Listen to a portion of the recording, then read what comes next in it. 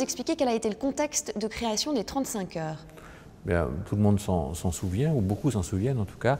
La création des 35 heures, elle est portée par un gouvernement qui arrive aux affaires à un moment où le taux de chômage reste élevé et où on pense que finalement, en réduisant le temps de travail, la durée légale du travail, on va favoriser le partage du travail. Il y a aussi l'idée qu'on doit s'inscrire dans un mouvement continu de diminution du temps de travail et qu'il y a sans doute un objectif de bien-être des salariés qui disposant, à l'époque on peut lire que le salarié disposant de plus de temps s'investira plus et mieux dans la cité, dans l'éducation de ses enfants, dans sa famille, dans ses loisirs, se réalisera mieux disposant de plus de temps. Alors, que reste-t-il des 35 heures aujourd'hui? Il reste l'essentiel, mais c'est un peu symptomatique.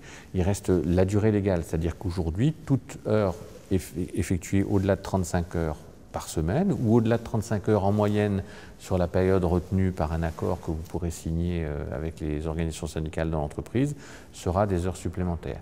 Simplement, ce qu'a fait le législateur, notamment au cours des dernières années, c'est de favoriser finalement le recours aux heures supplémentaires pour sortir aux 35 heures. On a retiré les autorisations qui étaient demandées par l'administration du travail dans la plupart des cas pour faire ces heures supplémentaires. Donc aujourd'hui, on peut aisément, ça a un coût, mais on peut, sur le plan technique, on peut aisément revenir aux 39 heures dans le cadre d'un accord qui va porter notamment sur le volume des heures, du contingent d'heures supplémentaires dans l'entreprise, sur les taux de majoration de ces heures entre 35 et 39, et on va pouvoir s'affranchir de ce qu'on appelle les 35 heures par le recours aux heures supplémentaires. Et pour les salariés, les 35 heures sont rentrées dans les mœurs? Alors les 35 heures sont rentrées dans les mœurs, donc effectivement y revenir de façon autoritaire par la loi provoquerait beaucoup de réactions, alors que sans doute la voie de la négociation est le meilleur moyen d'y revenir pour ceux qui le veulent. Et puis on voit sur le terrain prospérer des accords très qualitatifs, c'est-à-dire que on voit qu'on arrive à faire une partie du chemin sur le retour aux 39 heures, aux 40 heures.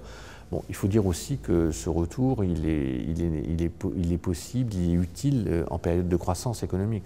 Aujourd'hui, la crise économique que rencontrent les entreprises, le fait que les carnets de commandes ne soient pas pleins, fait qu'il y a une moindre appétence, si vous voulez, à signer ces accords avec des contingents d'heures supplémentaires élevés, etc.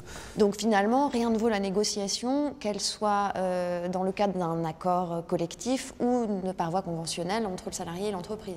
Oui, alors en France, la négociation telle qu'on la voit, les dérogations organisées aux 35 heures, elles se font plutôt sur la base d'un accord collectif, c'est-à-dire d'un accord avec les organisations syndicales. Mais quand je disais tout à l'heure qu'on voit sur le terrain prospérer des accords intelligents, on voit bien qu'il y a eu des accords qui ont été signés sur l'élargissement des contingents d'heures supplémentaires, donc la possibilité de revenir aux 39 heures, en créant un contingent important d'heures supplémentaires dans lequel l'entreprise peut piocher pour faire face à son carnet de commandes, mais on voit que les conditions d'utilisation de ces heures supplémentaires sont encadrées dans le cadre de l'accord par notamment la prise en compte des contraintes personnelles des salariés, la possibilité pour le salarié de dire voilà, vous pouvez modifier mon planning, mais vous organisez un délai de prévenance qui me permet de faire face à mes contraintes personnelles.